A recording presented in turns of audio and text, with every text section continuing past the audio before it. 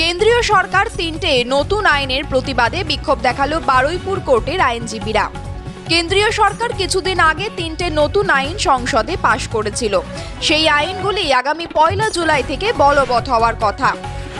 সেই নতুন আইন যাতে বলবৎ না হয় তার জন্য মঙ্গলবার বারুইপুর মহকুমা আদালতের আইনজীবীরা বিক্ষোভ দেখালো আদালত চত্বরে। এক আইনজীবী বলেন, কেন্দ্রীয় সরকার যে তিনটি নতুন আইন পাশ করেছে তা আগামী 1 জুলাই থেকে চালু হওয়ার কথা।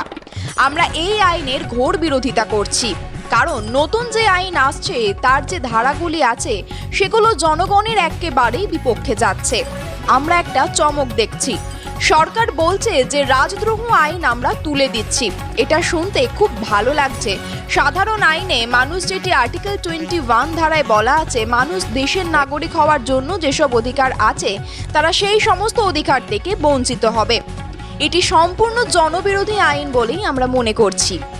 আইনে যে সিআরপিসি কথাটি আছে, মানে পুলিশের যে ভূমিকা আছে, তা সম্পূর্ণ চেঞ্জ করা হলো। পুলিশের কাজকর্ম পরিবর্তন হবে। ভারতবর্ষের শুধুমাত্র সরকার বা প্রতিষ্ঠান শেষ কথা বলবে, মানুষের কথা বলবে না। ভারতবর্ষের একটা রাষ্ট্র, যে রাষ্ট্রে তিনটি স্তম্ভ আছে। আইনে জুডিশিয়ালে, মিলিটারি, এক্সিকিউটিভ বা প্রশাসন। এখানে জুডিশিয়ালের ওপর সরকারের হস্তক্ষেপ চলে আসছে, ফলে এই আইনটি আমরা মানব না। আজ এই বিক্ষোভ দেখাচ্ছে পশ্চিমবঙ্গ বিভিন্ন আদালতে হচ্ছে। আদালতে শুধু একটা সংগঠন করছে না, বিভিন্ন সংগঠনের প্রতিবাদ জানাচ্ছে। আর আপনারা সেই ছবি সরাসরি দেখছেন শুধুমাত্র বাস্তব নিউজের পর্দায়।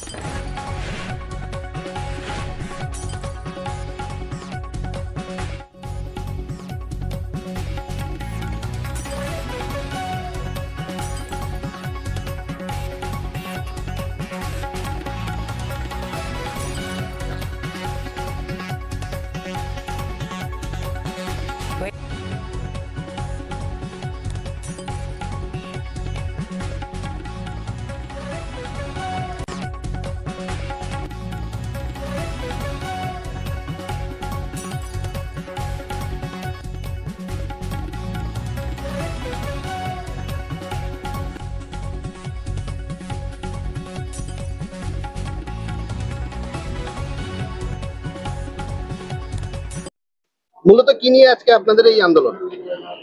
যে মানুষের মৌলিক অধিকার হরণ করা হচ্ছে নতুন আইন সংশোধনের নামে, তার বিরুদ্ধেই প্রতিবাদ। কোথায় করছেন প্রতিবাদ আপনারা? আমরা বারুইপুর আদালত প্রাঙ্গণে করছি, বিভিন্ন জায়গায় হচ্ছে। কেন এই আইন নিয়ে কেন প্রতিবাদ জানাচ্ছেন? এই আইন মানুষের তো অধিকার কেড়ে নেবে, কারণ সরকারের সমালোচনা করতে পারবো না। যে করবে তাকে দেশদ্রোহী বলে হাজতে পাঠিয়ে দেবে। আর দ্বিতীয়ত এভিডেন্স আইন চেঞ্জ হয়েছে, তাকেই প্রমাণ করতে হবে নিরপরাধ। পুলিশ কোনো তথ্য প্রমাণ দেবে না। এসব জিনিস তো চলতে পারে না। এই আইনের প্রচুর খারাপ দিক আছে। এই সমস্ত জনবিরোধী ধারাগুলির বিরুদ্ধেই তো আমাদের প্রতিবাদ। আপনার নাম? আকরামুল হক। ভাইরাস চলার সময় যখন দেশের লোক বাইরে রাস্তায় বার হতে পারছে না, তখন বেশ কিছু আইন আমাদের কেন্দ্র সরকার পাশ করে নিয়েছিল। তার মধ্যে একটা হচ্ছিল ফৌজদারি যে আইন যেটা আছে। আজকে আপনারা যেভাবে এসছেন, এখানে কি হবে না হবে, আপনারা উকিলবাবুদের কাছে আসেন কেন? কারণ উকিলবাবুর আমরা আইনটা জানি। ফৌজদারি কার্যবিধি চলার তিনটে মূল জিনিস: একটা আইপিসি ইন্ডিয়ান পেনাল কোড, একটা সিআরপিসি ক্রিমিনাল প্রসিডিওর কোড, আর একটা ইন্ডিয়ান এভিডেন্স অ্যাক্ট। এই তিনটেকেই সম্পূর্ণভাবে কেন্দ্র সরকার পরিবর্তন করে দিয়ে নতুন করে যে নামকরণ দিয়েছে ভারতীয় ন্যায় সংহিতা, ভারতীয় নাগরিক সুরক্ষা সংহিতা, আর হচ্ছে ভারতীয় সাক্ষ্য অধিনিয়ম। হয়তো অনেকে বলতে পারে old wine in a new bottle, ব্যাপারটা এরকম মোটেও নয়। পুরোনো একই জিনিস, শুধু নতুন নামকরণ, ব্যাপারটা এরকম মোটেও নয়। সম্পূর্ণভাবে আইনের বিভিন্ন সংজ্ঞা পাল্টে দেওয়া হয়েছে। আইনের ধারা উপধারা তো পাল্টেছেই, কিন্তু যেটা সবচেয়ে মারাত্মক জিনিস, কালকে অবধি যে জিনিসটাকে আমরা অপরাধ জানতাম সেই জিনিসটা আজকে অপরাধ নয়। কালকে অবধি যে জিনিসটাকে আমরা অপরাধ জানতাম না, যেটা মনে করতাম যেটা স্বাভাবিক ব্যাপার, আজকে সেটা অপরাধ। ফলে এইভাবে পুরো সমাজ ব্যবস্থাটাই কিন্তু বিপর্যস্ত হয়ে যাবে যদি এই নতুন আইন 1 জুলাই থেকে চালু হয়। কারণ কোর্ট থেকে শুরু করে পুলিশ থানা থেকে শুরু করে সমস্ত লোককেই এই 1 জুলাই থেকে নতুন আইন থেকে যদি চলতে হয়, নতুন আইনের মধ্যে থেকে পুরো সমাজ ব্যবস্থাই বিপর্যস্ত হবে। আমরা অতীতে দেখেছি হঠাৎ করে যদি সরকার কোনো একটা সার্বিকভাবে কোনো একটা আইন এরকম পরিবর্তন করে তাহলে আমাদের সাধারণ মানুষের কত অবস্থা খারাপ হয়। সেই জায়গা থেকে আমরা ডিমনিটাইজেশন দেখেছি, আমরা তার পরবর্তীকালে আরো নানান জিনিস দেখেছি, লকডাউন দেখেছি। আবার একইভাবে এটাও একটা সেরকম ভাবে ভয়ঙ্কর একটা আঘাত, ভয়ঙ্কর একটা হঠাৎ করে একটা পরিবর্তন আমাদের সামনে আসতে চলেছে। শুধু তাই নয়, নতুন আইনের মধ্যে বলা হচ্ছে আমরা স্বাভাবিকভাবে আমরা মনে করি গণতান্ত্রিক দেশে বাস করি, আমরা সরকার যদি কোনো কিছু ভুল করে আমরা ডাইরেক্ট সরকারকে সমালোচনা করি, ডাইরেক্ট সরকারের বিরুদ্ধে নিন্দা করি। কিন্তু নতুন আইনের মধ্যে থেকে সরকারের বিরুদ্ধে সেই নিন্দা কিন্তু আমরা করতে পারছি না, সরকারের বিরুদ্ধে সমালোচনা করতে পারছি না।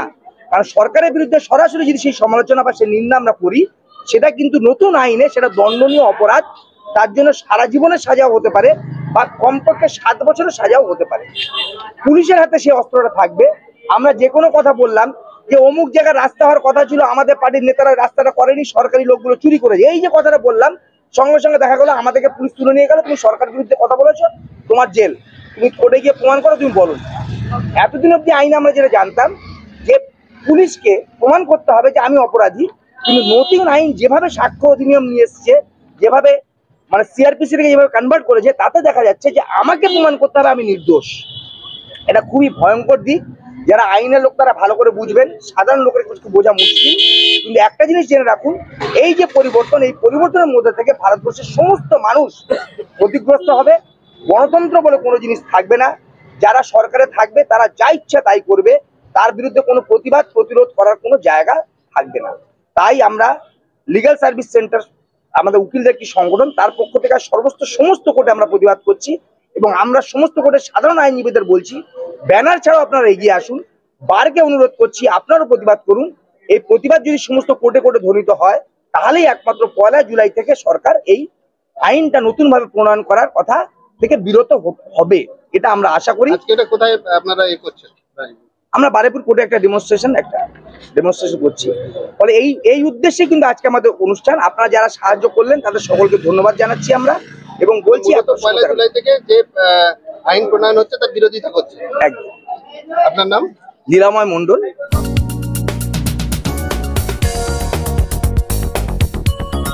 আপনারা দেখছেন বাস্তব নিউজ, কাল্পনিক নয়, বাস্তব। প্রত্যেক দিনের খবরের আপডেট পেতে আমাদের চ্যানেলটি সাবস্ক্রাইব করুন ও বেল আইকনে ক্লিক করুন।